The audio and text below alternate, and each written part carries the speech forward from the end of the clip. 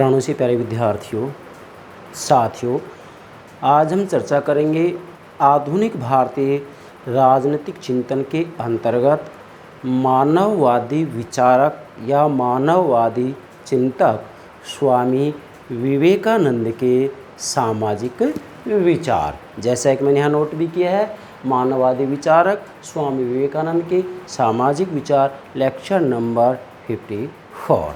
Yes बेटा, तो ध्यान दें बेटा, भले ही आप यूपीएससी की तैयारी कर रहे हों, यूजीसी नेट की तैयारी कर रहे हों, फर्स्ट ग्रेड की तैयारी कर रहे हों, सेकंड ग्रेड की तैयारी कर रहे हों, या फिर कॉलेज लेक्चरर की तैयारी कर रहे हों, किसी न किसी रूप में पाठ्यक्रम के अंतर्गत आधुनिक भारतीय राजनीतिक विचारकों को सम्मिलित किया गया है। तो मैंने यहाँ ये लक्ष्य तय किया कि मैं मेरे विद्यार्थियों को न केवल आधुनिक भारतीय राजनीतिक विचारक बल्कि प्राचीन भारतीय राजनीतिक विचारक भी समझाऊं। तो मैंने प्राचीन भारतीय राजनीतिक विचारक तो जितने भी लेक्चर थे अपलोड कर दिए हैं। अभी आधुनिक भारतीय राजनीतिक विचारक चले हुए हैं। बाकी मूल लक्ष्य है राजनीति विज्ञान का संपूर्ण पाठ्यक्रम आपको बेहतर तरीके से समझाना। बेटा ध्यान दें, विवेकानंद के सामाजिक विचार। तो सबसे पहले तो मैं आपको तो तरीका है वो बता रहा हूँ कि बेटा भले ही विवेकानंद के सामाजिक विचार की चर्चा कर रहे हैं हम, लेकिन सबसे पहले जो मैंने डायग्राम बना रखा है इसको ज़रूर समझें आप। इसके बिना आप जो है मानववादी विचारक हैं, जिसमें हम 3 विचारक लेंगे हैं, विवेकानंद, रविंद्रनाथ टैगोर और मानवेंद्रनाथ रॉय, ये तीनों विचारक तभी समझ पाएंगे जबकि आप यहाँ जो मैंने डायग्राम बनाया इसको समझेंगे। यदि इसको नहीं समझेंगे तो आप इन विचारकों को नहीं समझ पाएंगे। हमारा लक्ष्य यहाँ केवल ये नहीं है कि भाई समय पास करना है, नहीं, हमारा लक्ष्य है आपको राजनीति विज्ञान समझाना। और मैंने पूरे यूट्यूब चैनल के ऊपर सर्च करके देखा है कि विद्यार्थियों को जिस रूप में जानकारी दी जानी चाहिए उस रूप में जानकारी नहीं दी जाती है। और मैं तो फ्री ऑफ कॉस्ट आपकी सेवा कर रहा हूँ, वो केवल इसलिए कि विद्यार्थी मेरा जीवन है। क्योंकि मैं तो जब से महाविद्यालय में पढ़ाना शुरू किया है तभी से विद्यार्थियों से मेरा बहुत ज़्यादा लगाव रहा है। विद्यार्थियों ने कहा है कि सर आप यूट्यूब चैनल पर आइएगा, प्रतिदिन एक लेक्चर अपलोड कीजिएगा। तो विद्यार्थियों के कहने से हमने ये जो है मेहनत की है और अभी तक मैंने लगभग 1250 लेक्चर अपलोड कर दिए हैं राजनीति विज्ञान से संबंधित। आप प्लेलिस्ट में देख सकते हैं। चलिए बेटा, सबसे पहले तो हमें ये समझना है कि आखिर ये मानववादी चिंतन है क्या, मानववादी विचारक कौन होते हैं। अब भले ही वो भारत के मानववादी विचारक हो या फिर जो है पश्चिम के मानववादी विचारक हो, ये मानववादी विचारधारा आखिर है क्या, किस बात के ऊपर बल देती है। तो बेटा इसका सीधा सा अर्थ होता है क्या कि मानववादी विचारधारा या मानववादी चिंतक, क्या मानववादी चिंतक या मानववादी चिंतन वह सिद्धांत है, वह दृष्टिकोण है, वह जीवन पद्धति है जो व्यक्ति के गौरव, सम्मान, अस्तित्व को महत्व देती है, जो व्यक्ति को अपने आप में साध्य मानती है, राज्य और समाज को व्यक्ति का साध्य मानती है। ये विचारधारा ये कह करके चलती है। हालांकि मैंने मानववादी चिंतन के ऊपर अलग से लेक्चर अपलोड कर दिया जिसमें केवल यही समझाया गया है कि भाई मानववादी विचारधारा क्या है। तो यहाँ पर हम ज़्यादा व्याख्या नहीं करेंगे क्योंकि ये बात मैंने पहले आपको बता दी। यहाँ तो ये इसलिए बताया जा रहा है जिससे कि इसके सामाजिक विचारों को समझ सकें।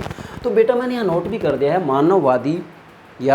मानववादी चिंतन वह सिद्धांत है, वह दृष्टिकोण है, वह जीवन पद्धति है जो व्यक्ति को साध्य मानती है, राज्य और समाज को साधन मानती है, व्यक्ति के अस्तित्व, गौरव और सम्मान को महत्व देती है।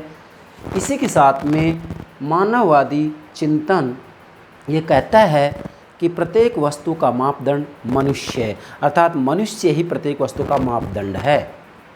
अगर व्यक्ति का अहित किसी भी कानून, परंपरा, रीति रिवाज, प्रथा से होता है तो उस रीति रिवाज, प्रथा, परंपरा को बदला जा सकता है, कानून को बदला जा सकता है, लेकिन व्यक्ति का अहित स्वीकार नहीं किया जाएगा।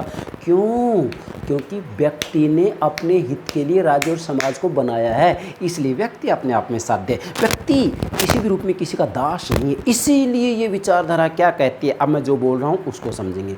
ये विचारधारा, मानववादी विचारधारा, मानववादी चिंतन ये कहता है कि व्यक्ति व्यक्ति होने के नाते अपने आप में साध्य है, व्यक्ति व्यक्ति होने के नाते अपने आप में सम्मान के योग्य है, व्यक्ति व्यक्ति होने के नाते अपने आप में गरिमा से संपन्न है, व्यक्ति व्यक्ति होने के नाते इतना गरिमा से संपन्न है, इतना सम्माननीय है कि इसे किसी सांसारिक साधन से नहीं तोला जा सकता। कोई अमीर है कि गरीब है, इसका कोई महत्व नहीं है।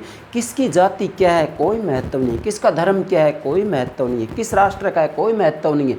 ये परंपरा तो, ये जो विचारधारा है वो तो केवल ये मानकर चलती है, ये मानकर चलती है कि व्यक्ति व्यक्ति होने के नाते सम्मान के योग्य है, इसे किसी सांसारिक साधन से नहीं तोला जा सकता, बस ये मानकर चलती है। और यही बात मेरे राजनीति विज्ञान के विद्यार्थियों को रट लेनी है। ठीक है बेटा, तो ये आप नोट करेंगे। इसके बाद में मानववादी विचारक में हम 3 विचारकों को लेंगे, नोट कीजिएगा। स्वामी विवेकानंद, रविंद्रनाथ टैगोर और मानवेंद्रनाथ रॉय। यस बेटा, नोट कर लिया है। मानववादी विचारकों में हम 3 विचारक लेंगे, विवेकानंद, रविंद्रनाथ टैगोर, मानवेंद्रनाथ राय। ठीक है बेटा, अब आगे बढ़ते हैं। अब जो विवेकानंद के सामाजिक विचार हैं बेटा, वास्तव में यदि देखा जाए तो स्वामी विवेकानंद ने जो वेदांत दर्शन था, उस वेदांत दर्शन को, परंपरागत वेदांत दर्शन को, जो कि शास्त्रीय दर्शन था, उसको आधुनिक युग के अनुरूप व्यवहारिक बनाया। और इसे आधुनिक युग के अनुरूप व्यवहारिक बनाया, इसी को नव वेदांत दर्शन कहा गया है, नव वेदांतवाद की अवधारणा कहा गया है। मैंने नव वेदांतवाद की अवधारणा पर अलग से लेक्चर अपलोड कर दिया है, तो वहाँ आप देख सकते हैं। तो यहाँ नोट करेंगे, नव वेदांतवाद परंपरागत वेदांत दर्शन की अपने युग के अनुरूप व्यवहारिक व्याख्या है।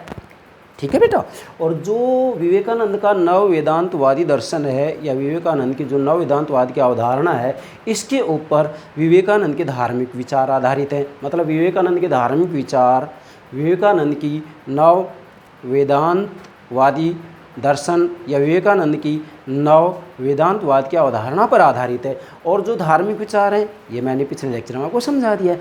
और विवेकानंद के जो धार्मिक विचार हैं, इन धार्मिक विचारों को यदि हम आगे बढ़ाते हैं तो विवेकानंद के जो सामाजिक विचार, जिसकी चर्चा हम आज कर रहे हैं, विवेकानंद के सामाजिक विचारों का जो आधार है वो धार्मिक विचार है। तो इसका मतलब सामाजिक विचारों को समझने से पहले हमें धार्मिक विचार समझने होंगे। तो मैंने धार्मिक विचार आपको पहले समझा दिए हैं। यस बेटा, तो आज केवल आप ये ध्यान रखेंगे कि विवेकानंद के सामाजिक विचार धार्मिक विचारों पर आधारित हैं, विवेकानंद के राजनीतिक विचार भी धार्मिक विचारों पर आधारित हैं। तो आज तो हम केवल इनके सामाजिक विचार की चर्चा करेंगे। इसलिए आप नोट करेंगे, विवेकानंद के सामाजिक विचार धार्मिक विचारों पर आधारित हैं, या विवेकानंद के सामाजिक विचारों का आधार धार्मिक विचार हैं। और धार्मिक विचारों का आधार यस विवेकानंद की नव वेदांतवाद की अवधारणा है। और नव वेदांतवाद परंपरागत वेदांत दर्शन का आधुनिक युग के अनुरूप व्यवहारिक व्याख्या करना है। सब बातें आ गई इसमें। चलिए अब हम आगे बढ़ते हैं बेटा। वास्तव में यदि देखा जाए तो विवेकानंद के समय में जो भारत का सोशल सिस्टम था, जो भारत की समाज व्यवस्था थी बेटा, समझे, चूँकि विवेकानंद के सामाजिक विचार का मतलब ये कि विवेकानंद ने सोशल सिस्टम, है ना, समाज व्यवस्था के बारे में क्या विचार दिए हैं। यदि कोई सोशोलॉजी का स्टूडेंट होगा तो समझ रहा होगा अच्छे से, क्योंकि हम तो सोशोलॉजी के स्टूडेंट रहे हुए हैं, सोशल सिस्टम पढ़ा है हमने, पॉलिटिकल साइंस तो हमारा विषय है ही, पॉलिटिकल सिस्टम भी अच्छे से पढ़ा है, इकोनॉमिक सिस्टम भी अच्छे से पढ़ा है। तो डेफिनेटली पॉलिटिकल सिस्टम को यहाँ कर लेंगे हम। सोशल सिस्टम की चर्चा आज हो रही है, तो सोशल सिस्टम मतलब सामाजिक व्यवस्था के बारे में विवेकानंद ने क्या कुछ कहा। तो क्या कुछ कहा, इससे पहले जानकारी होनी चाहिए कि विवेकानंद के समय में भारत की समाज व्यवस्था कैसी थी। तो विवेकानंद के समय में भारत की समाज व्यवस्था में, नोट करेंगे, भारत की समाज व्यवस्था में असमानता मौजूद थी, प्रत्येक क्षेत्र में पारस्परिक भेदभाव मौजूद था, असहिष्णुता एवं कटुता, आपसी कटुता थी, वैमनस्य भाव था, और इसी के साथ में अज्ञान और निर्धनता थी। मतलब भारत की जो सोशल सिस्टम, भारत की जो समाज व्यवस्था थी, इसमें सारे गुण थे। भारत की समाज व्यवस्था में असमानता मौजूद थी, विभिन्न प्रकार की जातियाँ बनी हुई थी और जातियाँ भी ऐसी हैं कि वास्तविक रूप में एक प्रकार से मैं कहूँगा कि एक छुआछूत की प्रथा मौजूद थी, छुआछूत की प्रथा मौजूद थी। एक ब्राह्मण वर्ण का व्यक्ति यदि शूद्र वर्ण के व्यक्ति को छू लेता था तो वो स्नान तक करता था। अरे एक मनुष्य को छू लेने मात्र से कभी अपवित्र होता है? उसकी आत्मा में इतने कलुषित विचार भरे पड़े हैं और वो कहता है कि मैं इनको छूने से अपवित्र होगा। तो ज़रा देखिएगा कितनी असमानता मौजूद थी। विवेकानंद के समय में असमानता मौजूद थी, पारस्परिक भेदभाव बना हुआ था, असहिष्णुता एवं कटुता थी, वैमनस्यता, द्वेष भाव था। इसी के साथ में विवेकानंद के समय में भारत की समाज व्यवस्था में अज्ञानता और निर्धनता थी। लोग आस्था और श्रद्धा के सहारे अपना जीवन व्यतीत कर रहे थे। उनको बेवकूफ़ बनाया जाता था, मूर्ख बना करके, उनको दास बना करके, और एक तरीके से उनका जीवन ऐसा था जैसे कि कीट पतंग का होता है, पशु पक्षियों का होता था। विवेकानंद के समय की समाज व्यवस्था थी। अब विवेकानंद इस समाज व्यवस्था में सुधार करना चाह रहे हैं, सुधार के लिए विचार दे रहे हैं, तो उसकी चर्चा करनी है हमें। विवेकानंद के सामाजिक विचारों को मैं 8 बिंदुओं के माध्यम से समझाऊंगा कि किस क्षेत्र में क्या बता रहे हैं। तो नोट करें पहले इसकी पृष्ठभूमि कि विवेकानंद के सामाजिक चिंतन की कुछ विशेषताएं, मतलब विवेकानंद ने जो सोशल सिस्टम, सामाजिक व्यवस्था के बारे में सुधार की बात की, इससे पहले देखें कि इनकी समाज व्यवस्था के बारे में जो चिंतन उन्होंने दिया है क्या विशेषताएं। तो नोट करो विवेकानंद के सामाजिक चिंतन की विशेषताएं। सबसे पहले तो लिखेंगे आप नव वेदांतवाद पर आधारित, मतलब विवेकानंद का जो सामाजिक विचार हैं वो नव वेदांतवादी अवधारणा पर आधारित हैं, या नव वेदांतवादी दर्शन पर आधारित हैं, या नव वेदांतवाद पर आधारित हैं। नव वेदांतवाद क्या है? परंपरागत वेदांत दर्शन की अपने युग के अनुरूप व्यवहारिक व्याख्या करना, ये नव वेदांतवाद है। अच्छे समझना है तो नव वेदांतवाद मैंने अपलोड कर दिया है। नव वेदांतवाद पर आधारित है। इसी के साथ में पाश्चात्य उदारवादी शिक्षा एवं पश्चिमी देशों से संपर्क, मतलब विवेकानंद ने जो अपनी समाज व्यवस्था में सुधार की बात की है वो पाश्चात्य या पश्चिमी उदारवादी शिक्षा एवं पश्चिमी देशों के संपर्क में आए हैं, और इससे भी जो है इनकी जो समाज व्यवस्था के विचार हैं वो प्रभावित हुए हैं। इसके साथ में सामाजिक न्याय की स्थापना की बात करते हैं, मतलब विवेकानंद अपनी समाज व्यवस्था में सुधार के लिए कह रहे हैं कि भाई सामाजिक न्याय, सोशल जस्टिस की स्थापना की बात करते हैं, और इसके साथ में ये समाज व्यवस्था में परिवर्तन के लिए क्रांतिकारी साधनों की बात नहीं करते हैं, बल्कि समाज व्यवस्था में परिवर्तन के लिए विकासवादी साधनों की बात करते हैं। इनका कहना है कि क्रमशः धीरे धीरे संवैधानिक तरीके से समाज व्यवस्था में परिवर्तन होना चाहिए। ये क्रांतिकारी साधनों की बात नहीं करते हैं, ये बात आपको ध्यान में रखनी है। अब हम सामाजिक विचारों के अंतर्गत पहला बिंदु ले रहे हैं, एक आदर्श समाज व्यवस्था की स्थापना पर बल, मतलब स्वामी विवेकानंद ने एक आइडियल सोशल सिस्टम की स्थापना की बात की है, एक आदर्श समाज व्यवस्था की स्थापना की बात की है। आखिर आदर्श होता क्या है? वास्तविक रूप में एक आदर्श उसको कहा जाता है जो कि मानव जाति के सामने एक ऐसा मापदंड रखता है जिसे कि मानव जाति कभी प्राप्त कर ही नहीं सकती है। जैसा कि प्लेटो जो कि राजनीति दर्शन के जनक हैं, राजनीतिक सिद्धांत के जनक हैं, प्लेटो की विश्व प्रसिद्ध पुस्तक रिपब्लिक है। प्लेटो ने अपनी रिपब्लिक में लिखा है कि वो आदर्श नहीं है जिस मानव जाति प्राप्त कर ले। वाकई देखा जाए तो आदर्श तो वही होता है जिस मानव जाति प्राप्त ही ना कर सके, लेकिन विवेकानंद ने ऐसा कुछ नहीं कहा है। एक आदर्श समाज व्यवस्था की स्थापना पर बल, तो क्या क्या कहा है उन्होंने, तो ध्यान दें।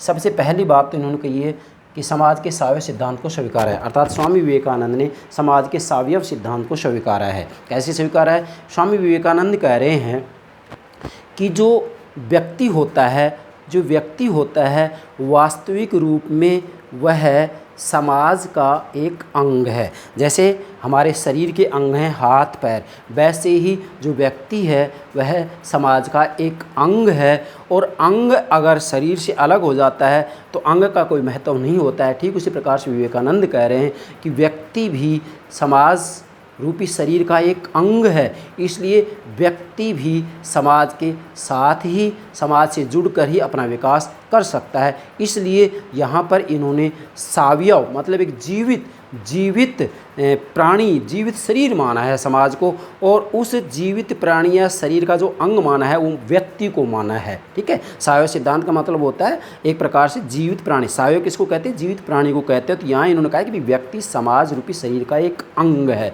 तो जैसे जैसे समाज का विकास होगा, समाज में सुधार होगा, तो व्यक्ति का भी विकास और सुधार होगा। इसी को सावयव सिद्धांत कहते हैं।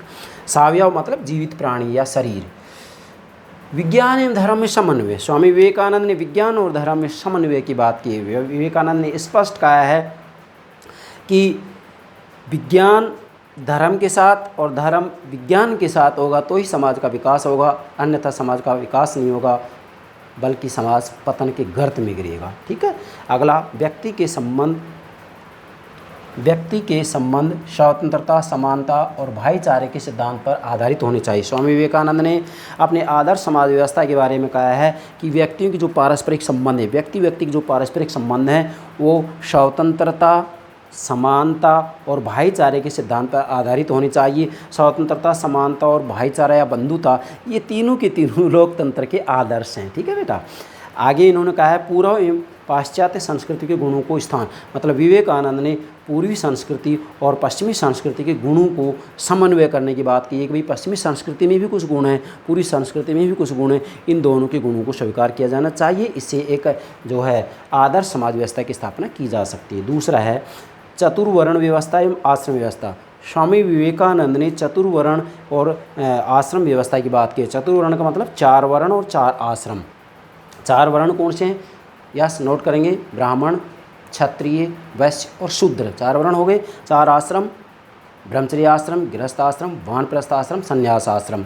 मैं आशा करता हूँ कि राजनीति विज्ञान के विद्यार्थी इसको अच्छे से जानते होंगे, ज़्यादा व्याख्या करने की ज़रूरत नहीं है। अगर आवश्यकता ही है तो मैंने प्राचीन भारतीय राजनीतिक चिंतन के अंतर्गत सारी बातें समझा दी हैं। तो विवेकानंद क्या कर रहे हैं? विवेकानंद कह रहे हैं भाई कर्म पर आधारित असमानता का व्यवहारिक हल है। मतलब यहाँ ये कह रहे हैं कि वास्तव में जो कर्म पर आधारित असमानता है, उस असमानता का व्यवहारिक हल है ये क्या? चतुर्वर्ण व्यवस्था और आश्रम व्यवस्था।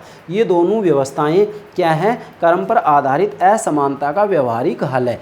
मतलब यहाँ मूल बात यदि देखी जाए तो व्यक्ति की जो जातियाँ हैं, व्यक्ति की जो वर्ण की बात आती है, ये जन्म पर आधारित नहीं बल्कि कर्म पर आधारित हैं कि जिसका जैसा कर्म होगा उसके हिसाब से उसका वर्ण हो जाएगा।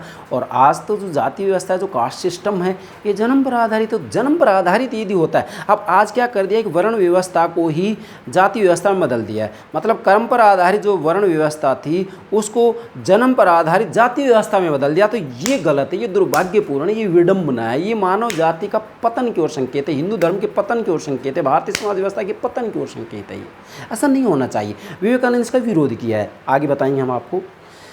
तीसरा है रूढ़िगत जाति व्यवस्था। बेटा ध्यान दें, विवेकानंद कह रहे हैं कि भी कर्म पर आधारित वर्ण व्यवस्था जन्म पर आधारित जाति व्यवस्था में बदल दिया। मतलब विवेकानंद जी ने कहा है कि यदि आज देखा जाए तो आज की जो कास्ट सिस्टम है, जाति व्यवस्था, इस जाति व्यवस्था में क्या हुआ है कि कर्म पर आधारित जो वर्ण व्यवस्था थी, कर्म पर आधारित ब्राह्मण, क्षत्रिय, वैश्य और शूद्र, ये कर्म पर आधारित था। अब क्या कर दिया है, आज कर्म पर आधारित वर्ण व्यवस्था को जन्म पर आधारित जाति व्यवस्था में बदल दिया है, जो कि गलत है। और ये काम किसने किया है? ब्राह्मण वर्ण ने किया है, ब्राह्मण वर्ण के लोगों ने किया है। तो विवेकानंद ने कहा है कि ब्राह्मण वर्ण के लोगों ने जो ये कार्य किया है बिल्कुल गलत किया है। इन्होंने अपना दबदबा बना रहे, इनका विशेषाधिकार बना रहे, इसके लिए इन्होंने जो है वास्तविक रूप में कर्म पर आधारित वर्ण व्यवस्था को जन्म पर आधारित जाति व्यवस्था में बदल दिया है। तो इन्होंने कहा है कि भाई ये गलत है, वास्तविक रूप में कर्म पर आधारित जो ये चतुर्वर्ण व्यवस्था और आश्रम व्यवस्था है, ये श्रेष्ठ है, उचित है, इसको वास्तविक रूप में व्यवहार में लाया जाएगा तो इससे जो है समाज व्यवस्था एक आदर्श समाज व्यवस्था का रूप धारण कर लेगी।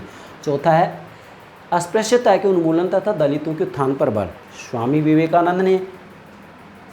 विवेकानंद कह रहे हैं, इन्होंने एक सिद्धांत दिया है जातियों के आवर्तन का सिद्धांत। नोट करेंगे, जातियों के आवर्तन का सिद्धांत, ये विवेकानंद का सिद्धांत है। इस सिद्धांत में विवेकानंद ने जो है विश्वास किया है कि दलितों का एक दिन उत्थान जरूर होगा, क्योंकि जातियों के आवर्तन में क्या होता है कि जातियों के अंतर्गत जैसे कि जो चक्कर होता है उस चक्कर के हिसाब से इसमें परिवर्तन होता है। और जब परिवर्तन होता है तो उस विश्वास के आधार पर ये कह रहे हैं कि एक दिन ऐसा आएगा जबकि दलितों का उत्थान होगा। तो आज यदि हम देखते हैं तो वास्तविक रूप में आप देखिएगा हमारे संविधान के अंतर्गत भी जो है अस्पृश्यता को गैर कानूनी घोषित कर दिया है ना। तो अगर आप देखते हैं तो पूरे भारत के अंतर्गत ऐसा कुछ नहीं, काफ़ी कुछ सुधार हुआ है। हाँ, कुछ क्षेत्रों में, ग्रामीण क्षेत्रों में, ग्रामीण इलाकों में अभी भी थोड़ा सा जो मैं कहूँगा कि छुआछूत की प्रथा है मौजूद है, बाकी काफ़ी कुछ सुधार हुआ है। अब इसमें ज़्यादा व्याख्या करने की जरूरत नहीं है। पाँचवां है बाल विवाह का विरोध तथा नारी के सम्मान व उत्थान पर बल। स्वामी विवेकानंद ने एक आदर्श समाज व्यवस्था के बारे में कहा है कि भी उसके अंतर्गत बाल विवाह नहीं होना चाहिए। तो बाल विवाह तो आज भी हो रहे हैं, खूब कठोर कानून बना दिया, फिर भी हम देखते हैं 13-13, 14-14 वर्ष की बच्चियों का विवाह कर दिया जाता है, 10-10 वर्ष की बच्चियों का विवाह कर दिया जाता है। और मैं तो ये कहूँगा कि ये कानून की निगाहों में हो रहा है, उसके बावजूद भी अब जो भी कारण है लेकिन हो रहा है। बाल विवाह का विरोध तथा नारी के सम्मान व उत्थान पर बल। स्वामी विवेकानंद ने नारी के सम्मान और उत्थान की बात की। स्वामी विवेकानंद ने कहा कि जिस परिवार में, जिस समाज में, जिस राष्ट्र में नारी का, स्त्री का सम्मान नहीं होता, उस परिवार का, उस समाज का, उस राष्ट्र का कभी उत्थान नहीं हो सकता। ये बात मनु ने भी अपनी रचना मनुस्मृति में कही है कि जिस घर में नारी का सम्मान नहीं होता, उस घर में कभी देवताओं का वास नहीं होता। जिस घर में नारी का सम्मान नहीं होता, उस घर में कभी शांति स्थापित नहीं हो सकती। ये मनु ने अपनी रचना मनुस्मृति में कही है। तो यही बात देखा जाए तो विवेकानंद ने भी दोहरा दी है कि जिस समाज में, जिस परिवार में, जिस राष्ट्र में नारी का सम्मान नहीं होता, उस परिवार का, उस समाज का, उस राष्ट्र का कभी उत्थान हो ही नहीं सकता। तो आदर्श समाज की स्थापना के लिए नारी का सम्मान जरूरी है। ठीक है बेटा, मैंने लिख भी दिया यहाँ कि जो परिवार, समाज, राष्ट्र नारी का सम्मान नहीं करता, वह परिवार, समाज और राष्ट्र कभी विकसित नहीं हो सकता। छठा, सांप्रदायिक एवं धार्मिक संकीर्णता का विरोध। स्वामी विवेकानंद ने सांप्रदायिक और धार्मिक संकीर्णता का विरोध किया है। आज आप देखिएगा आधुनिक समय में विभिन्न प्रकार के जो संप्रदाय हैं आपस में झगड़ते रहते हैं, जो धर्म है उनमें आपस में खींचतान चलती रहती है। तो विवेकानंद ने तो स्पष्ट कह दिया था कि एक सार्वभौमिक धर्म की स्थापना की जा सकती है और की जानी चाहिए, क्योंकि आपस में हम लड़ क्यों रहे हैं। विभिन्न प्रकार के जो धर्म हैं, हिंदू, मुस्लिम, सिख, ईसाई, बौद्ध धर्म, जैन धर्म, विवेकानंद ने कहा है कि ये सभी धर्म ईश्वर रूपी पुस्तक के एक एक पृष्ठ हैं, एक एक पेज हैं। तो हम लड़ क्यों रहे हैं। इसलिए उन्होंने कहा है कि एक सार्वभौमिक धर्म की स्थापना की जानी चाहिए, फिर हमारा आपस में कोई विवाद होगा ही नहीं। आगे सातवां है, प्रगति हेतु पाश्चात्य सभ्यता एवं संस्कृति के सद्गुणों के ग्रहण का आग्रह। स्वामी विवेकानंद ने प्रगति के लिए कहा कि ठीक है, हमारी भारत की संस्कृति को स्वीकार करो, लेकिन इसके साथ में पश्चिमी सभ्यता एवं संस्कृति के सद्गुणों को ग्रहण करने में कोई आपत्ति नहीं है। क्यों? क्योंकि श्रेष्ठ सिद्धांतों का किसी ने ठेका नहीं ले रखा है, और श्रेष्ठ सिद्धांतों को चाहे किसी भी राष्ट्र राज्य में हो, श्रेष्ठ सिद्धांत को, श्रेष्ठ बात को स्वीकार करने में कोई बुराई भी नहीं है। क्योंकि अच्छी बात, अच्छे सिद्धांत को हम कहीं से भी यदि मिलता है तो उसको स्वीकार कर लेना चाहिए, इसमें कोई बुराई नहीं है। ये विवेकानंद कह रहे हैं। और हमारे भारत के संविधान का जो निर्माण किया गया है उसमें यही तो बात अपनाई गई, पूरी दुनिया के देशों के अंतर्गत जहाँ अच्छी बात मिली उसे स्वीकार किया है। अब भले ही उसको लोगों ने कह दिया कि उधार का थैला है, ये तो एक पिटारा है, ये तो एक पिटारा है, उधार का बैग है, उधार का थैला है, ऐसा कुछ नहीं है। अच्छी बात कहीं से भी ग्रहण कर सकते हैं, भले ही वो एक व्यक्ति की बात हो, एक परिवार की बात हो, समाज की बात हो या राष्ट्र की बात हो। अच्छी बात कहीं से मिलती है, उसको ग्रहण किया जा सकता है, क्योंकि अच्छे सिद्धांतों का ठेका किसी एक राष्ट्र राज्य ने, एक व्यक्ति ने, समाज ने, वर्ग ने, वर्ण ने नहीं ले रखा है। अच्छी बात कहीं से भी ग्रहण की जा सकती है। आठवां है, समाज सुधार का उद्देश्य एवं साधन।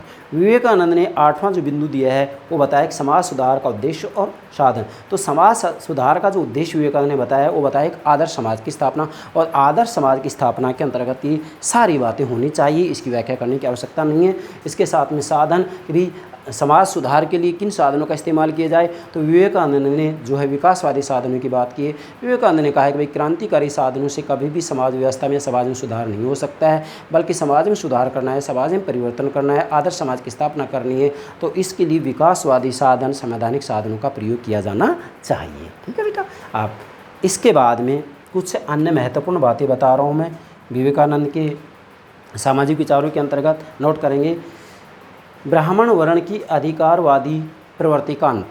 स्वामी विवेकानंद का कहना है कि जो ब्राह्मण वर्ण है, ब्राह्मण वर्ण एक प्रकार से अधिकारवादी प्रवृत्ति अपनाए हुए, एक प्रकार से विशेष अधिकार की प्रवृत्ति अपनाए हुए है। तो विवेकानंद को समाप्त करने की बात कर रहे हैं कि भाई ब्राह्मण वर्ण की अधिकारवादी प्रवृत्ति का अंत किया जाना चाहिए। अगली बात कह रहे हैं वर्ग विशेषाधिकार का अंत। इन्होंने कहा है कि भाई जो वर्ग विशेषाधिकार है, ब्राह्मण वर्ग का विशेषाधिकार एक प्रकार से माना जा रहा है, तो कहते हैं कि भाई वर्ग विशेषाधिकार नहीं होना चाहिए, फिर भले वो ब्राह्मण, क्षत्रिय, वैश्य, शूद्र कोई भी क्यों ना हो। तो वर्ग विशेषाधिकार का भी अंत होना चाहिए। अगला है समाज सुधार में गरीब वर्ग। नोट करेंगे, समाज सुधार में गरीब वर्ग, दलित जाति एवं स्त्रियों के उत्थान को वरीयता दी जानी चाहिए। सबसे महत्वपूर्ण बात है, स्वामी विवेकानंद ने एक आदर्श समाज की स्थापना के बारे में कहा है कि आदर्श समाज की स्थापना तब तक नहीं होगी जब तक गरीब वर्ग के उत्थान को वरीयता नहीं दी जाएगी, दलित जाति के उत्थान को वरीयता नहीं दी जाएगी और स्त्रियों के उत्थान को वरीयता नहीं दी जाएगी, तब तक समाज व्यवस्था विकसित नहीं हो सकती, एक आदर्श समाज व्यवस्था की स्थापना नहीं की जा सकती। तो आज के समय में, आधुनिक समय में भारत में देख सकते हैं, गरीब वर्ग के उत्थान की बात की जा रही है, सरकारें अच्छे से अच्छे कानून बना रही है। दलित जाति के उत्थान की बात की जा रही है, सरकारें अच्छे से अच्छे कानून बना रही हैं। और स्त्रियों के उत्थान की बात की जा रही है। आप देखिएगा 33%, 50% आरक्षण की बात की जा रही है। जैसे राजस्थान के अंतर्गत 50% आरक्षण दे ही दिया गया है। तो डेफिनेटली यदि देखा जाए तो मैं कहूँगा कि प्लेटो ने अपनी रिपब्लिक में कहा था कि भाई किसी भी दृष्टि से देखा जाए तो महिला और पुरुष में कोई अंतर नहीं है, जो काम पुरुष कर सकता है वो महिला कर सकती है। सबसे पहले प्लेटो ने ये बात की। प्लेटो के बाद में जीएस मिल, जॉन स्टुअर्ट मिल, पश्चिमी विचारक जॉन स्टुअर्ट मिल ने ये बात कही है। और अगर हमारे भारत की बात आती है तो भारत में मनु ने भी कहा था कि नारी का सम्मान होना ज़रूरी है। हालांकि उन्होंने दूसरी बात भी कही थी कि नारी का घर चार दीवारी है, तो आधुनिक समय बात स्वीकार नहीं होगी, लेकिन नारी के सम्मान की बात मनु ने भी की थी। विवेकानंद जी की बात करते तो विवेकानंद ने भी कहा था कि समाज का, परिवार का, राष्ट्र का, देश का विकास तब तक हो ही नहीं सकता जब तक कि स्त्री का, महिला का, नारी का उत्थान नहीं होगा। तो डेफिनेटली एक आदर्श समाज व्यवस्था की स्थापना के लिए, एक आदर्श समाज व्यवस्था के श्रेष्ठ स्तर को प्राप्त करने के लिए इनके ऊपर बल देना ज़रूरी है। गरीब वर्ग का उत्थान हो, दलित जाति का उत्थान हो और स्त्रियों का उत्थान हो। ये हो गया विवेकानंद जी के सामाजिक विचार। इसमें जो मैंने महत्वपूर्ण बातें थी वो सारी की सारी बता दी हैं। इनसे बाहर आपसे किसी भी रूप में कोई प्रश्न नहीं पूछा जाएगा। मुझे विश्वास है मेरे प्राण से प्यारे विद्यार्थियों, आप विवेकानंद के सामाजिक विचारों को ऐसे भी पूछा जा सकता है आपसे, विवेकानंद की समाज व्यवस्था से संबंधित विचारों पर व्याख्या कीजिए, हैं, या विवेकानंद के आदर्श समाज व्यवस्था से संबंधित विचारों पर लेख लिखिए, या विवेकानंद के सामाजिक विचारों को स्पष्ट कीजिए, कैसे भी पूछा जा सकता है, या विवेकानंद के सामाजिक चिंतन को स्पष्ट कीजिए। तो इसमें घबराने की ज़रूरत नहीं। मूल बात एक है, सोशल सिस्टम के बारे में इसके विचार पूछे जाते हैं, तो आप ये सारी बातें लिख सकते हैं। मुझे विश्वास है आप सब कुछ समझ गए होंगे। ओके बेटा, thank you very much, thank you very much.